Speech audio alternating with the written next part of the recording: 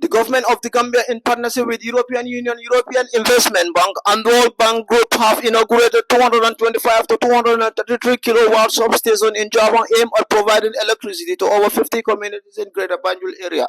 The solar power watts plant is the first utility scale in the Gambia, equipped with 8,000 kilowatts per hour, which could provide power to over 35,000 people and reduce power outage at 50%. Speaking at the inauguration, Governor of West Coast Region Usman Bojang highlighted the importance of this high voltage distribution system, as it would mitigate the power outage for over 148,000 households in Greater Banjul area. Commissioning the first national high voltage infrastructure, which for the first time enables transmitting of high voltage through long distance. So, Your Excellency, your dream is here by being fulfilled. The West Coast region is proud to house almost half of the 2.4 million population of the Gambia. Going by the recent census, the West Coast region comprises of almost 148,000 of the 298,000 households in the whole country. This has put significant demand and pressure on the energy need of the population, just as any other social economic need of the people. However, with your goal to give every single Gambian access and affordable energy supply, Your Excellency, your commitment has put in motion plans to mitigate the challenges we face in our history. The significant increase of modern buildings, modern living styles to commensurate the modern lifestyle is directly related to the peace and stability of the country under your leadership and government. Thus, the need for consistent energy supplies become a reality. The European Investment Bank representative shows his affection. EIB renders as key drive to economic and social development for the country, as part of 40 million grant from the European Union through large-scale infrastructure. He highlighted EIB's effort to work with the government of the Gambia in order to make electricity accessible to everyone. Both European Union and the World Bank representatives highlighted the importance of this project and emphasized the need to work with the government to make electricity for every Gambian. The president wrapped up the inauguration by putting access to electricity as part of his government's top priority through rural electrification projects, and thanked the partners for their support at his government quest to bring electricity for all. The president says this is part of the government's electricity roadmap from 2021 to 2040, until everyone has access to electricity in the Gambia. As announced earlier, we are here to inaugurate a very crucial project in the history of our country, which is the electricity transmission and distribution modernization project for the Greater Banjul area. The project is the result of the excellent partnership and collaboration between my government and the European Union, the World Bank, and the European Investment Bank. We duly acknowledge and appreciate this valued partnership with these esteemed organizations and thank them most sincerely for their invaluable contributions to the welfare and the development of our people. Ladies and gentlemen, recognizing the significant role energy plays in a country's development and modernization drive, my government has since 2017 strategically prioritized and hugely invested in our energy sector. These 8 years of commitment and investment in the sector have yielded high dividends. Noting that we now enjoy more stable power supply compared to the past. As spelled out in our strategic electricity roadmap 2021-2040, this commitment to the energy sector will continue relentlessly until the whole country has access to uninterrupted, affordable, and sustainable power supply. Since attaining independence in 1965, our transmission network was limited to 33 kilovolts. As I speak, This has been modernized and upgraded to 225 kilovolts. This makes the occasion very historic indeed.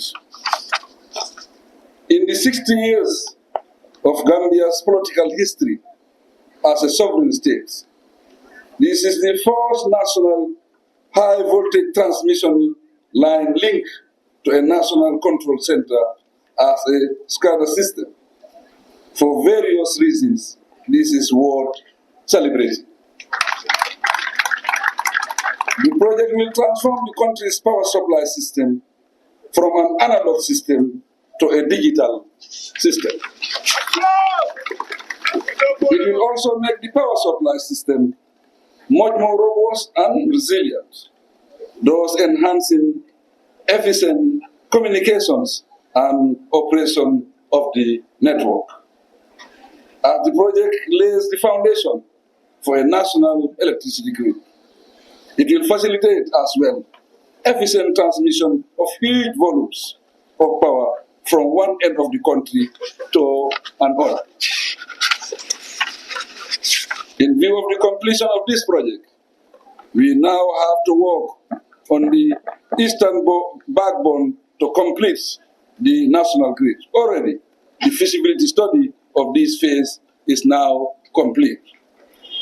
Ladies and gentlemen, another very important benefit of this project is that it will interconnect the country's power supply system with the ONVG power transmission network, eventually with the larger West African power pool network. This will enable the Gambia to export or import power from any country within the West African power pool.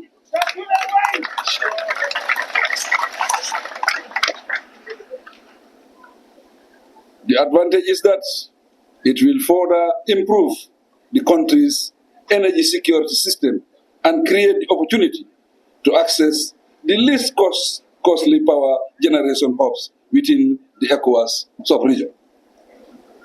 Considering the Gambia's commitment to energy transmission and the achievements of the nationally determined contribution to NDCs, the country has ambitious plans for high penetration of variable renewable energy.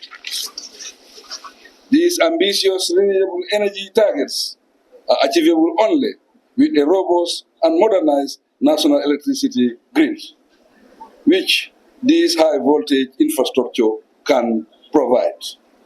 With determination, we will continue to strengthen and expand our electricity grid and access to attain our ambitious goal of universal access by end 2025. I assure you all that this goal remains very dear to my government, and it ranks high on our national development plan, IRWA. Despite its magnitude and importance, however, as a nation, deriving maximum benefit from this vital infrastructure depends largely on how it is operated and maintained. It is hoped, therefore, that the management and staff of NAVEC will not only efficiently operate and maintain it, but also jealously protect it for the benefit of the whole nation. In the same vein, we must remember that the more digitized energy infrastructure is, the more vulnerable it is to cyber threats. Consequently, to protect this highly valued infrastructure, the management of NAVEC must devise and implement comprehensive protective measures for all the energy infrastructure, facilities, and equipment in the country.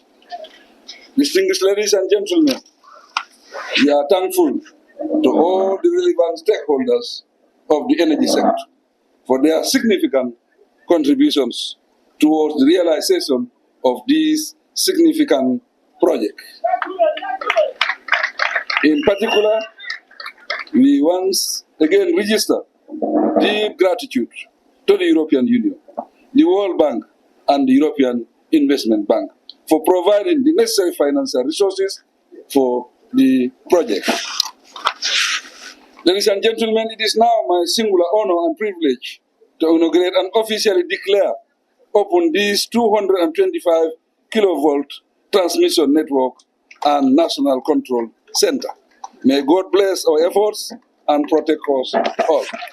For Dynamic TV News, this is Omar Tra reporting.